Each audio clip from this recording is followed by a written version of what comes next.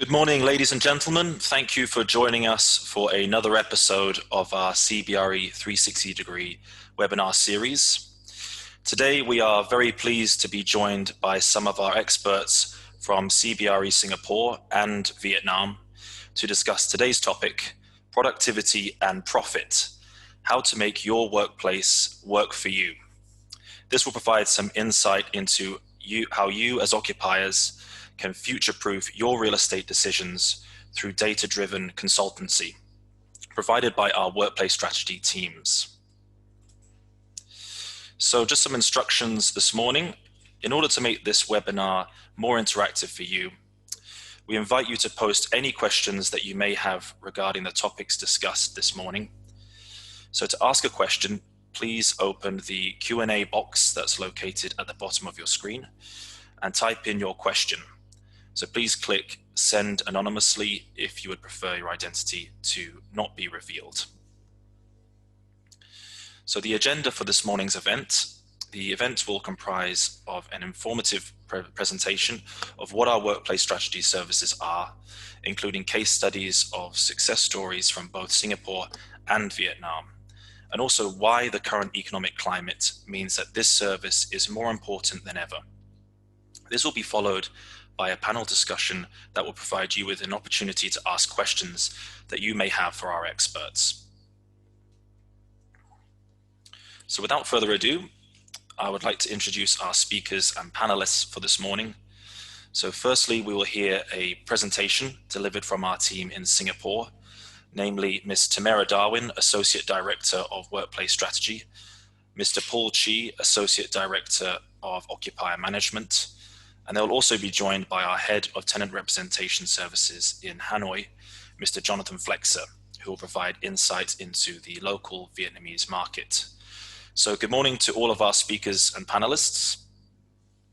I'll now hand you over to Tamara, Paul, and Jonathan to kick off this morning's webinar with their presentation on how we can drive your productivity and profit. Thank you. Excellent. Thank you very much, James. So to kick off, really wanted to give a quick rundown of what Ho Chi Minh and Hanoi office markets have been doing in Q3. So we'll start with Ho Chi Minh. As you can see, there's a stark drop of 5% in the grade A asking rents, and in fact, transacted rents are potentially even below that. As landlords are trying to motivate tenants and retain and attract new tenants. Vacancy rate for grade A is currently sitting at 11.5%, and that asking rent is $44 per square meter plus service plus VAT. Looking at the grade B, actually there's an increase in quality of grade B and quite a large gap between the grade A and grade B rents. We've seen grade B rents increasing by 3%, which is slightly unusual, but vacancy is still low at 6%. So that puts grade B rents at $25 plus. There's an addition of supply coming up into the market, and so stay tuned for the Q4 updates. But notable new supply would be work at Q2 by Frasers, which is actually handing over to tenants for fit out next month in November. Moving on to Hanoi, we saw an increase in asking rent for grade A for Q3. So actually that increased year on year by 1.3% to $26.7 per square meter plus service charge plus VAT. That largely, or in fact, is solely due to the opening of Capital Place. So Capital Place is CapitaLand's new grade A building in Kim Ma in the Midtown. And with that, 93,000 square meter new supply to the market has shifted the rents higher, but it has also therefore shifted the vacancy higher. So vacancy for grade A now in Hanoi is quite high at 24%, which is something to be looking out for in the coming months. Grade B, we've seen, as across many other markets, we've seen a fall in asking rent by 3%. So they're finishing off at $13.8 per square meter plus, which leaves us with 11% vacancy in the grade B space. Looking at what landlords have been doing and what tenants have been asking for, so in Ho Chi Minh and in Hanoi is broadly similar. The tenants are under pressure to cut costs. Landlords are under pressure to retain tenants and also to attract new tenants. And attracting new tenants is pretty difficult at the moment due to cost-cutting measures that companies are going through. And there's a reluctance in both markets to be looking at capital expenditure. So that fits out. So actually relocating is proving challenging. So we're seeing that landlords are having to make some special reductions and potentially look at rent incentives and changing the structure of those leases and perhaps being slightly more flexible.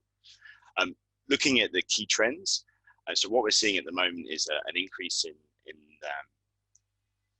decentralization, particularly in Ho Chi Minh. And I was talking with James previously, and he was explaining to me how there is an increase of access to good quality grade B stock, and that's something that is driving decisions. Here in Hanoi, in Q3, we saw 12% of our inquiries were from companies who are reviewing their lease agreements. So they're coming to an end of their current term in the next 12 months and starting to look at headcount and partial surrenders and looking at flexible space. So really now is the time to start to plan clearly. You'll hear later on in the presentation the impacts that we've seen across the world in the office markets, and now is the really time to really plan carefully and look at maximizing the space that you have as an occupier. We would expect that many headcount is already sorted and structured for the remaining 2 or 3 years' time. So now really is the time to look into those strategies and making your workplace work for you. And on that note, I think we'll hand over to Tamara, who can kick us off straight away into our key topic today. Over to you, Tamara. Thank you so much, James. Jonathan. Good morning, everybody. I hope you can see my screen. So just carrying what Jonathan has mentioned, undoubtedly COVID-19 has completely changed the way that we do our work activities and where we do them. During lockdown period, most of us had to bring work home, 80% according to the data. And we relied more on Skype, Teams, and Zoom meetings like this to connect with our colleagues and our clients. Leaders are forced to manage differently with a workforce that are diverse across a number of different locations. And so with this change in work practice, 3 out of 4 APAC companies that we surveyed back in April are considering adopting flexible working as their long-term strategy and will increase investments on technology to support that. Furthermore, the role of property in supporting organizational performance has changed forever. There is a shift of importance from a physical place to a employee as customer experience. If this experience are understood, then organizations can make the right workplace decisions that would increase employee satisfaction and productivity while saving costs. In the core plus flex model of the future that you can see on the right-hand side on the screen, the trends really points towards the multi-locational workplaces that provide employees with different experiences designed to suit the work styles and the diverse roles of employees.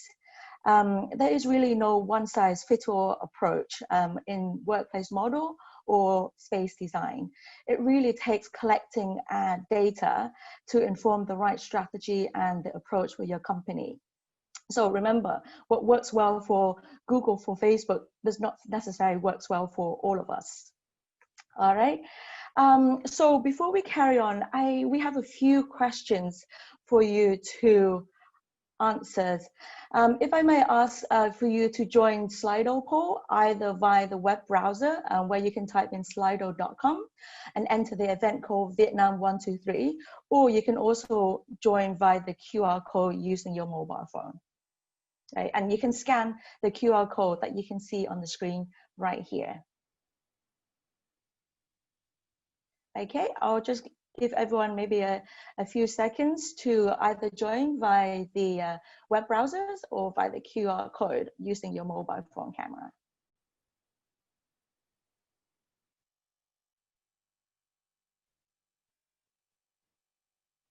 Okay, I hope you had a chance to join the Slido. So here is the questions for our audience this morning. Which activities do you spend the majority of your time doing? And you can pick the options from thinking, talking, brainstorming, emails, reading, and writing. Excellent, we've got a couple of responses already.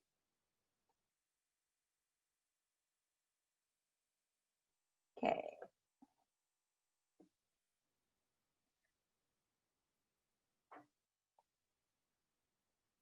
I just checked that we have about 60 attendees this morning. So it's great to see the answers coming through. Excellent. Okay, so it seems that a lot of the time we spend our time on emailing. Overwhelmingly, about 40% of us are doing that. Okay, all right, let me ask you another question. Question 2 is, so what activities do you do that create values for your clients, right? This is not what you often do, but the activities you think creates the most values for your client. I can see that responses are coming in, and brainstorming, thinking and talking are at the forefront. Email, interestingly, is right at the bottom. Excellent. Okay, that is great to see. We're still seeing the bars moving. So I think overwhelmingly brainstorming, talking, and thinking tend to be the activities that creates the most value for a client. That is great. All right, moving on to the questions 3. If you can just type in a few words, thinking about your current workplace, if there is 1 or 2 things that you would change about your current workplace, please type in your thoughts. And you can have multiple answers if you wish.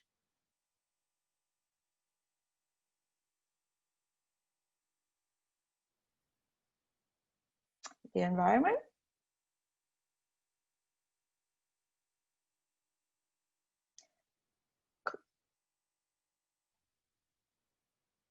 Interesting.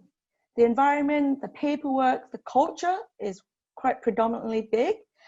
More meeting rooms, better tech, more space for storage, more cross-departmental, I gather that's the interaction. All right, quite a lot of things that you would change about your current workplace. That is telling us something. Flexibilities, design, more experience. That's great. Thank you so much for your responses. Now, I'm going to go back to the presentation, but I will still leave the Slido poll questions in case you want to carry on inputting your responses.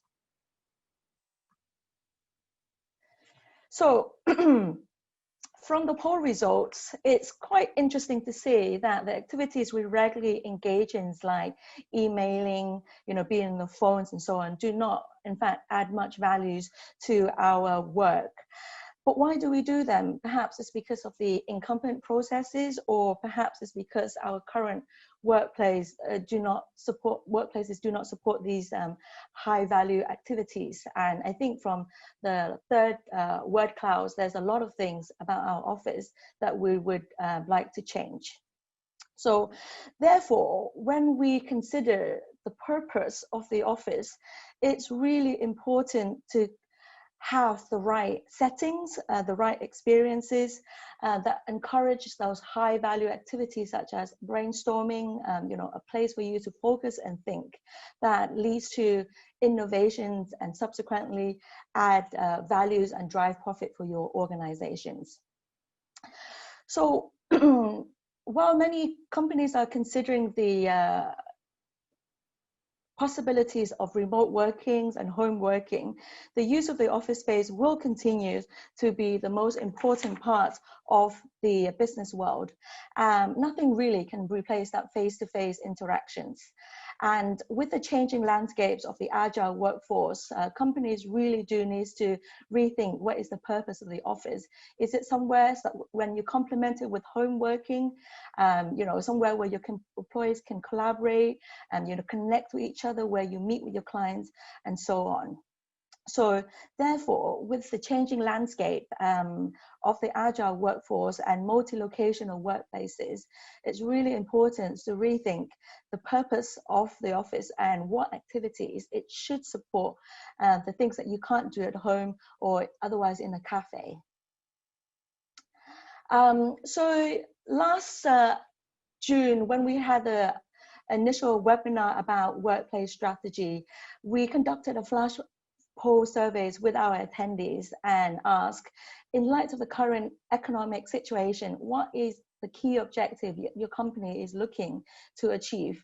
These are the responses that you can see on the left-hand side, and no surprise that cost saving is at the forefront at, I believe, at 71%. To be honest, through our team's collective work experiences with workplace strategy, we observed that really over 1/3 of office spaces are underutilized, which means that there's a lot of money wasted on rent and overheads. Right-sizing your footprint can really help save cost. Other objectives like building resilience and flexibility to adapt into your organization, particularly in the current uncertain economy due to the pandemic, and plus how do we foster collaboration, innovation? How do we ensure employees' satisfactions and achieve talent retention and attractions? All of this can be achieved, and we have a couple of case studies to show you how to do that. But before we go into the case studies, I'm going to pass you over to my colleague, Paul, who will share with you our methodology in terms of how to help you companies arrive at suitable workplace solutions. Over to you, Paul. Thanks, Tamara. Sorry, I was just on mute.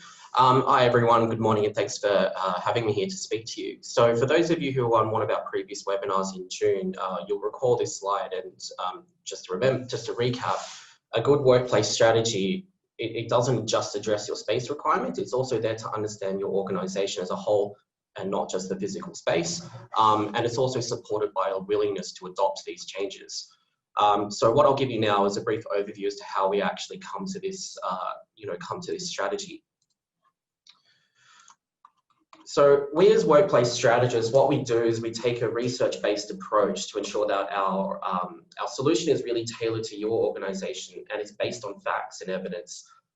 It's not based on guesswork. It's not a cookie cutter solution from another organization. And it's not purely based on benchmarks, although they can be important sometimes. What we do is we collect both quantitative and qualitative data in our research. As I'm sure you can agree, numbers and statistics, they don't always tell you the full story. So what we do is we also engage with the end users, staff and leadership who can really provide some real context as to what's happening within the organization. And what this does is it also helps improve the likelihood of adoption of these changes as staff were actually involved and engaged during the strategy definition and research phase. In our research, what we also aim to do is, again, to understand your business challenges and aspirations. So this allows us to align the workplace strategy to what you're trying to achieve as a business and not just a property solution. Now, there is a typical approach that we take. It does take time because research can take time. But what we can do and often do is tailor the approach and activities based on each organization's requirements. In certain markets, yes, we've also had to actually tailor this approach due to COVID and lockdowns and whatnot. But this has actually proven to not just be a challenge, but also an opportunity. So one example is how do we actually determine utilization rates when we were unable to conduct utilization studies? So in a Vietnam context, it's actually not so much of an issue because by and large, most offices have actually gone back to normal and gone back to the office. in lieu of successful infection control. But there are other markets and situations out there where we have had to actually rely on other data sources, which we can call upon, that'll give us similar information, but we just have to acknowledge it's not necessarily the same. So for example, we're relying more heavily on security badge data, which before COVID we were already doing, but more so as a secondary source of information, because we know it doesn't tell you the same thing as desk utilization. But what we've had to do now is rely more heavily on it, adjust our calculations, targets, and approaches, but also make sure that we're thoroughly cross-referencing this and validating with other data sources and activities. Now, as mentioned, there's also opportunities that have arisen from the COVID situation from a workplace strategy perspective.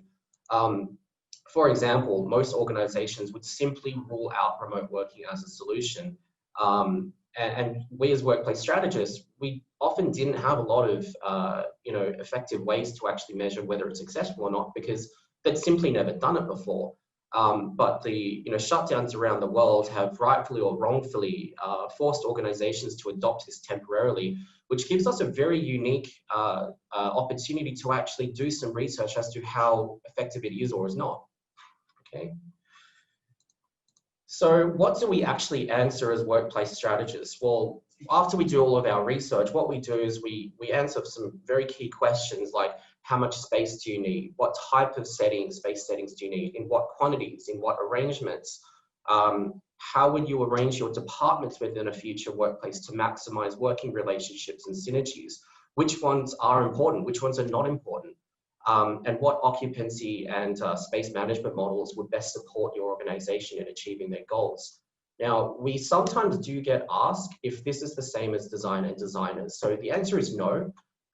Designers do actually use our outputs to then do the physical design, but our research helps answer more fundamental strategic questions that, yes, include the design, but also help answer questions from a people, place, technology, culture, and brand perspective as well. Just to give you an example, one thing that we commonly do with workplace strategy is we also assess the change impacts to your organization. So having a great workplace strategy is one thing, but again, you still need the willingness to adopt this strategy, and not everyone is going to be fully supportive. And some people are going to need a little bit more convincing than others. So what we do is we assess this situation, advise where the gaps are, and also help you manage the change and advise on the best approach on how to manage the change. Okay. Now, from a cost perspective, a workplace strategy and commissioning a study, it's not as costly as you might think. And if you do it at the right time in the real estate cycle, it can actually be an investment. So typically speaking, a typical strategy would cost somewhere between $15 to $20 per square meter as a one-off cost. This is just an average figure. There's a lot of factors that will affect the cost and impact that. And we don't usually price it on a per square meter basis. But what we've done this so we can actually illustrate this in comparison to other costs further down the real estate cycle. Now, if you compare it to your construction costs, your rental costs, and your FM costs, which for those last two we've expressed still as a per square meter rate, but over a 3-year lease period, the cost of getting your strategy right upfront is really minimal in comparison. And this is particularly the case when you consider that if you do the strategy at the right time upfront, earlier on when we can actually help inform some of these other decisions, it can really help minimize some of these significant costs by getting the required area right to make sure you're not taking up too much space and spending more money in rents, in construction costs, in FM costs. Now, saving on these costs, it'll also allow you to allow your organization to reinvest the funds into a greater workplace experience, which can then support greater productivity. And again, we'll go through some actual examples of how we can quantify this and measure it in the case studies. So who else is actually doing this? So a lot of organizations have already embarked and implemented research-based workplace strategies and are reaping the benefits. So when it comes to large multinationals, They often already have their own global workplace programs in place, but quite often these global programs are developed in the US or Europe. So there's still an element of adjustments and tweaks and compromises that are required to actually suit the local context and culture. So having the right data and the right research in place helps not just define these changes, but can also help justify them when you need to go through internal workplace governance at the regional and global level. Even some smaller and more local clients are commissioning workplace strategies and are seeing the value of it, even just from a talent attraction and retention perspective.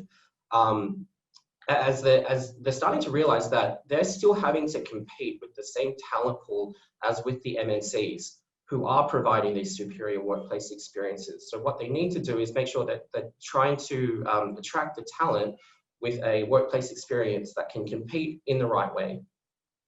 So what we'd like to do now is we're going to share some of the real life case studies on how we've not just minimized cost, but also impact productivity.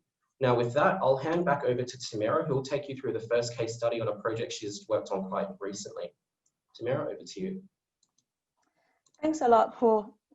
So in the first case study, it's for a multinational bank, and our journey with this bank started back in 2017 with workplace strategy, where we help to use a research-based approach that Paul mentioned earlier to establish suitable desk sharing ratio and a menu of work settings that support the ways that the bank employees collaborate, the way that they do their focus thinking, and the day-to-day tasks.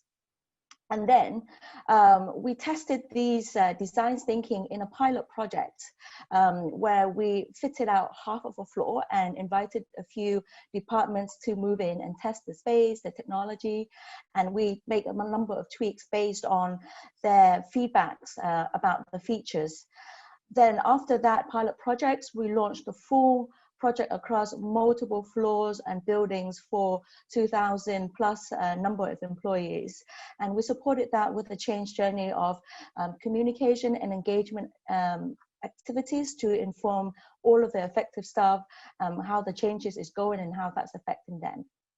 I think some of the key lessons learned from this case studies is that the importance of active leadership endorsement, meaning that the leaders are committed to walk the talk, so to speak, and leading by example for their employees. That is particularly important. But let's not forget the middle management levels. Managers are often not engaged as much as the leaderships or as the change champion in parts of the journey. So we've make sure that we pay particular attention to managers, particularly when in a large organization like this. Management style coaching were provided for them to ensure that they are across with the change as well. And I think consistency for this particular project was really key in terms of workplace practices, etiquettes, and protocols, and so on. It's important to have the consistencies and no exceptions so that everybody operates in the same ways and make use of the space in the ways that it's intended to be. And particularly for a project of this magnitude and complexity, we recognize that change took a lot of time and support, particularly over such a long period of time. Some people change. We have new people coming on halfway through the process. So really, patience and empathy is really important when managing the workplace strategy and this change journey. In terms of the benefits from this case study, in the next slide, what you can see here is that there is quite significant savings that we were able to achieve for this client. The decrease in size really, we achieved that through desk sharing, and the ratio of desk sharing was achieved through the research studies. We also help to right size the meeting room, and we make sure that all of the spaces employees are multi-purpose. For example, the smaller meeting rooms can be combined to make it into a larger training or town hall spaces. cafe acts as a collaboration area. As you can see on the photo, a lot of the time people go here to have a meeting. They don't always have to go to a meeting room. And of course, the reduction on-site storage, we did a lot of archiving and e-filings to make sure that the space is used for more, creating more experiences that, like I mentioned before, really bring values to the ways that people work. And of course, smaller space means that there's less overhead and rental over time. With real estate being one of the most expensive assets, it's really important to maximize its efficiencies and ensure that all spaces are well used. Over time, after we moved people into the space, which we did early this year, and we did the surveys afterwards, we found that there is 37% increase in staff satisfaction. Now, we understand that, you know, staff satisfaction does not directly match with productivities, but there is a clear correlation that the happy staff work harder. And so with the right workplace strategies, cost savings and productivities can be achieved at the same time. Okay, and then in terms of COVID responses, due to the fact that this clients and their employees have gone through the exercise of working flexibly, working at multiple locations within the office and at home where it suits them, really there is the ability within the organizational setup and the mindset of employees that really allows them to respond effectively to the pandemic, that people can work from home with ease. There is the right technology, hardware, software, and trainings that get people to connect virtually and so on. Leaders have gone through coachings to manage differently, not by presence, but really by performance. And there is a real effort with communications where everybody make the efforts to set goals, set expectations in order to work effectively from home and not in the same place as the office as they traditionally used to. Right. So that's our multinational banking clients. Paul will take you through to our own case study, what we did for our headquarter. Yeah, thanks, Samira. So we're taking you through this particular case study for a couple of reasons. Firstly, because we are conscious that the case study Samira took you through was a very large scale project, and not a lot of organizations in Vietnam would have such big offices. Some of them do, but a lot of them are much smaller scale around what we're talking about here. And also, yes, it is actually our own regional headquarters, so it's very dear to our heart because we only moved into the space last year.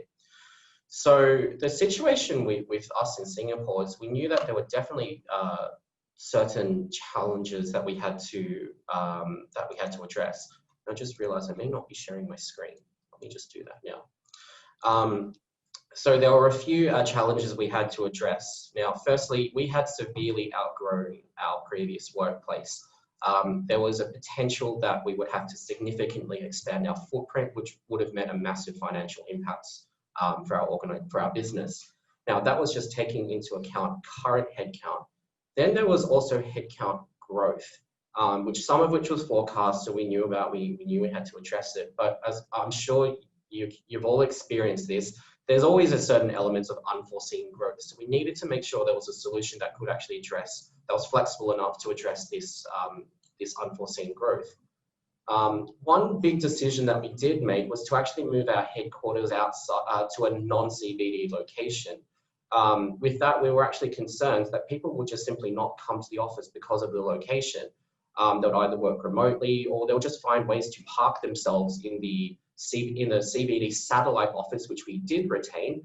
And we were particularly concerned on Fridays, where there's a lot of restaurants and bars in the CBD, and people want to work in the CBD to kickstart their weekend. So we were concerned about that. We do know that we had to address staff engagement and satisfaction. It wasn't terrible overall, but when benchmarked internally with CBR, we did know it was on the lower end. And we were not necessarily as effective in engaging all of our staff across our organization as well that we would have liked. one thing we really needed as well was a workplace that really supported our best collaborative efforts. Now, there are different types of collaboration. I know it's talked about a lot, but just remember there are different types of collaboration that serve different purposes. For us at CBRE, and what was important and valuable to us, it's not just about collaborating within your team, but it's also about getting exposure to and collaborating across the entire organization in order to bring the best knowledge and expertise from across CBRE to our clients. So as a result, what we found in the new workplace and what we integrated into the new workplace was a lot of features and space types and other design and workplace solutions that were really intended to support this. Now, I can talk forever in terms of what the benefits are, what we're trying to solve for, lessons learned. But let's talk about some of the actual results that we experienced. Now, firstly, yes, we did achieve our highly space efficient workplace. We managed to avoid a massive space increase.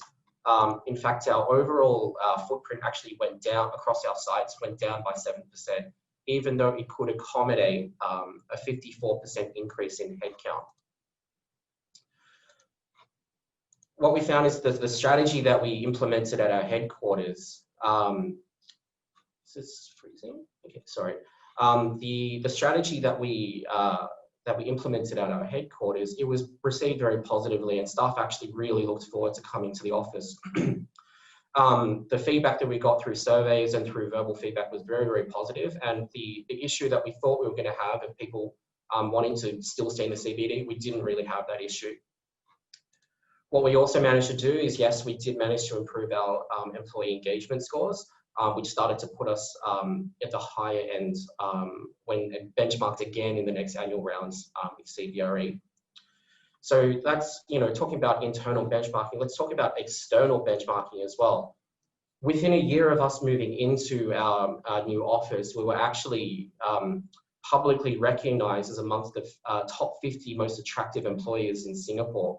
So this was actually a huge outcome for us, as I'm sure it would be for any organization, from a talent attraction perspective. And it actually put us amongst the likes of the big tech firms like Google, Amazon, Facebook, who also made the top 50 in Singapore.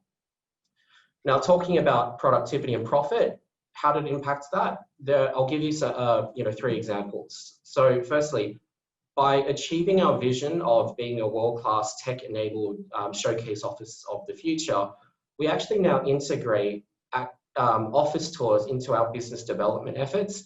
And roughly 3 out of 4 of our client engagement wins actually involved an office tour where we showcased what we did in our workplace. Now, the collaborative spaces that I spoke about earlier, it has actually led to an increase in tailored client solutions and proposals to clients that include multiple service lines and expertise across CBRE. Now, it's not just from a quantity perspective of how many did we get out, but actually the wins have actually gone up as well. And the speed at which we can actually put these proposals together and solutions together has actually improved as well. Now, finally, and probably most interestingly, our new workplace has actually helped us identify new client requirements. We've actually realized that we collectively within CBRE have the capabilities to solve these problems. And that's led us to actually develop and launch new service capabilities and new services and capabilities, some of which were actually a first for CBRE globally. So we actually launched it in Singapore and then rolled it out to APAC and then expanded elsewhere throughout the globe. So for example, our new digital advisory service line, it wouldn't actually have been possible had it not been for the investment we made in workplace technologies in our office. And it definitely piqued the interest with a lot of clients as we take them through tours. And that ultimately won us more business in digital advisory, to the point now that actually one of our biggest clients for digital advisory is actually one of the big tech firms that I mentioned earlier. So we're actually advising these tech firms on workplace technology. So I hope that those 2 case studies, it's given you, a taste on how a well-executed workplace strategy, it not just saves on cost and space, but it can also help improve productivity and profit. Now, before we go into the panel discussion, what I'd like to do is just close out on a few key points and food for thought as you take this forward. So firstly, not everything is about cost and cost reduction. Yes, cost is important. That's always going to be the case. But there's only so much cost cost and space that you can cut out before it'll start. And if you go too far, it'll actually start to impact your biggest asset, and that's your people. Now, have a think about your own organization. What's important to your organization, not as a real estate function, but as a business. So how do you drive profit? How do you measure productivity now? The answer to these questions are going to be different for every company. Sometimes it'll be different within the company itself. So the strategy that's required to support them will also need to be tailored for your organization as well. You can't just take a cookie cutter approach from someone else and say, this is going to work for me. Now, finally, ask yourselves, is now the right time to take action? So we're living through a once in a lifetime event, and most organizations are taking the opportunity to really shift the way that they provision for their workplace of the future. Now, when registering for this event, we did ask the question and this very question, and some attendees said no, and that's a perfectly valid and honest response. But just ask yourselves, if you don't do it now, then when? When is going to be the right time and the right trigger for change for you and your organization? It may not be now, but it will be coming. Okay. So again, thanks for the opportunity to speak at this event. With that, I'll hand back over to James, who will be moderating our panel discussion. So James, over to you. Thanks very much, Paul, and thanks to all of our speakers this morning for the insightful presentation. So now we're going to move on to the panel discussion section of this event. And we've received a couple of questions from the audience members, so we'll make sure to answer those first. So just to get started, I think, Paul, maybe we'll start with you with this first question that we received. So the question is, at the beginning of the presentation, trends were presented of the change in behavior of tenants in the market. So if I'm a business leader and I'm considering to surrender space or relocate, what should I be thinking of in terms of workplace design?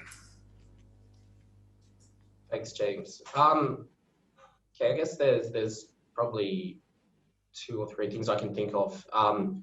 So firstly, yes, relocation, space surrenders and renovations, they're all good opportunities and trigger points to implement new workplace solutions. So off the back of what I said before, just think about when and what the trigger is, and those are good triggers to do something like this. Try not to make all of your decisions based on cost and cost savings.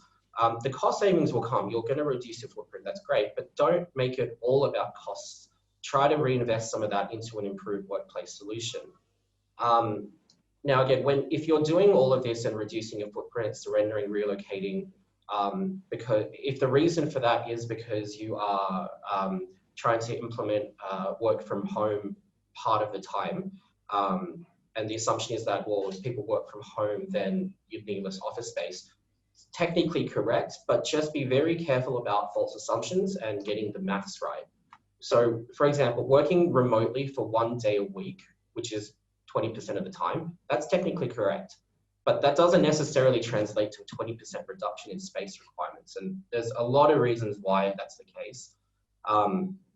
First, you need to factor in whether that 20% or 1 day a week is going to work for everyone across your organization. Chances are it's not. People will be more, people will be less. Certain departments work differently and do different things and so on. You also have to think about how are you actually going to schedule that time off, if it's going to be a rigid schedule, or if it's going to be a bit more free choice, and you can decide when's required. Because if it is if it's less scheduled, there's also volatility in space utilization that you have to address. So again, if you cut the space by 20% and everyone comes in on 1 day, you're going to run out of space, and that will impact your workplace experience. There's nothing that impacts experience more than not having enough space. Okay. Another thing is, not all of your space types will scale up and down in the same way. So for example, yes, desks may be able to be reduced by a certain number, but your meeting rooms, your amenity spaces, they don't scale necessarily in the same way. There will be a general trend, but just be careful about those false assumptions of the maths. I think, Tamara, you mentioned this earlier as well, but just really have a think about what you want your future office to be. So, for example, if what you're aiming to do is just reduce the footprint and the office is going to do, you want the office to do the same thing in the future, then that's fine. But just remember that, for example, if you are implementing significant amounts of working from home, what's this going to do to the culture of the organization, and how will this change the intent of the office? So, and therefore the space requirements. So for example, if people are working from home and the office is really there for training or for socializing or collaborating, what's that going to do to the amount of those space types in the office? So again, they don't scale up and down, all the same way. And you really have to think about, sometimes the proportions are actually going to change quite significantly based on what the future intent is. I think those are some of the main points, James. Yeah, hope that answered the question. Great, thanks, Paul. Yes, and actually we have another question. Tamara, I think this would be best for you on the case study that you discussed with the International Bank. So the question is, the case study of the International Bank showed significant cost savings, but the increase in colleague engagement was also substantial. So what feedback has been received for that case study? Very positive responses, actually, James. When speaking to the employees on the ground after they move in, there was a real excitement, a real buzz in the workplace. You know, like, people really like the new refreshed designs. They love the fact that the furniture has been upgraded, very ergonomically. The desks sit and stand, and it really helps with, people's health and wellness in the workplace. And so there's a real, positive atmosphere in the office. And of course, interestingly enough, some of these people that I talked to before they moved into the office, they were quite reserved and reluctant, because they didn't know what the new landscape is going to be. And there's a few fear, and I guess about, is there going to be a desk for me? How am I going to find my colleagues? Is it very disruptive?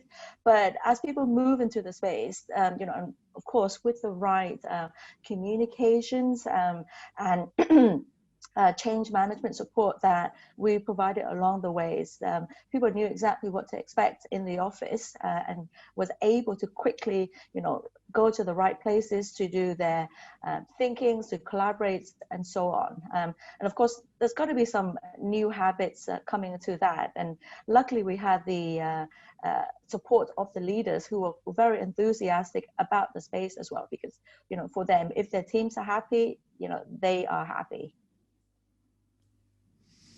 Great, thanks for that. I think I'll jump forward one to a question that we got about the increase in demand and interest from your services. So maybe I can open this up to all panelists, but I think this is quite well adjusted to Paul and Tamara. So you're working for companies on their strategies throughout the region. So where are you seeing the largest increase in demand and interest for workplace strategy services? Yeah, sure. I can go first. So yeah, there is definitely an interest in the so-called future-proofing or post-COVID offers of the future. So a lot of organizations have been coming to us saying, okay, what do we do? We've even had some clients, this was about three or 4 months ago, where we had a client that said, do you have a case study for a post-COVID workplace of the future? We had to remind them that it's not post-COVID yet. We're still in the middle of the pandemic. We're still in the middle of learning about this and developing solutions.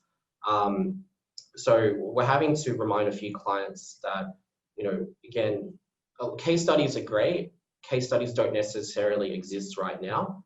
But what we do is we tailor our approach from a workplace strategy and research to meet the new requirements. Some of the new requirements that clients are thinking about is, yes, future looking, wanting to change, use this as an opportunity to change. But we're also having more clients think about how do they build business resilience into their workplace. So in Tamara's, the case study that Tamara presented, if they hadn't implemented that workplace strategy, or if it was 6 months later, the business would have not been able to deal with the situation as well as they could have, because they would have been 6 months behind in implementing these business resiliency solutions in their workplace. So resilience is a big one. I think in general, a lot of clients are quite interested to know, how do we actually deliver this remotely? So again, there are still some countries and markets out there that are still working from home. Even in Singapore, we're only going back to the office at CBRE for the first time next week. So it's been 6 months of working remotely. And in that time, yes, we've had to adjust our approaches to be able to do things completely remotely, not be able to do the same things with the same data sets that we would typically have, adjust our approaches. Even for, and that's just strategy. Now, talking about change, and Tamara, you may want to chime in here, but change management can be very, not labor intensive, but it's very personable, and it can be quite difficult to actually build that rapport with your stakeholders and reassure them that the solution is going to be right when you can't actually interact with them face to face. And it's sometimes hard to drive engagement when you're doing things remotely. So yeah, there's definitely been an interest with our clients, see how do we actually deliver the same or similar services just without being able to physically see them. So those are a few things that I can think of. Samira, what about you? Anything? Yeah, if I may add, we've seen a lot of, very traditional companies, particularly from industries like the legal industries, who have been quite reserved in terms of changing the work styles. But I think the pandemic, while it forced a lot of people to work from home, these companies are beginning to approach us and asking for our help to see how they can rethink the purpose of their office in terms of, they like to allow their employees to work from home to some degree. So they want to refit the purpose of the office to somewhere that people really innovate and brainstorm and serve as a client-facing office. So that, and also we're seeing smaller companies because typically people think that workplace strategy is for very, very large firms. But recently I had inquiry from a company that has about 100 headcount, and they're really looking for ways to really build that resilience that Paul mentioned about into their real estate, as well as the ways that their people operate. Great. I think we have a good question that we've received from another audience member who firstly complimented the success stories, so thank you very much for that, but also wanted to know, how do you actually collect the data that devises the workplace strategy that you end up consulting? Yeah, sure. Sure. Do you want to take that, Tamara? No, go ahead, Paul.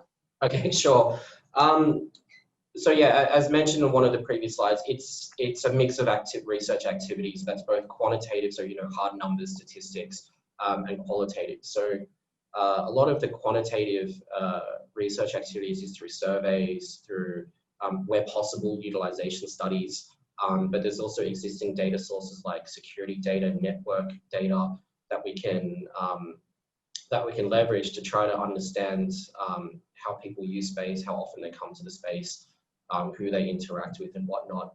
There's also newer technologies coming onto the market, like Microsoft Analytics, where it's actually looking at who you're interacting with electronically and trying to pick up collaboration patterns through that.